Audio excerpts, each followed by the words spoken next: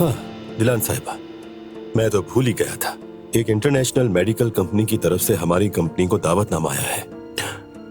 France में एक हफ्ते के लिए एक अहम सेमिनार हो रहा है।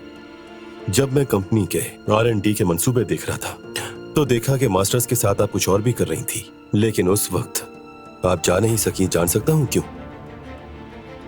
कुछ पर्सनल इश्यूज की वजह से नहीं जा सकी थी। मुझे ये जानकर बहुत खुशी हुई। अगर आप अटेंड करना चाहें तो हमारी कंपनी खुशी से स्पॉन्सर बनेगी। लीजिए। Thank you so much. You welcome. जैसा मैंने कहा, मेरी पर्सनल एडवाइजर जाना चाहिए। मेरी नजर में तो ये कंपनी के लिए भी एक अच्छा मौका होगा। मुझे नहीं पता कि आपके हस्बैंड इस बारे में क्या कहेंगे, लेकिन आप गौर जरूर करें। अब मैं चलता हूं।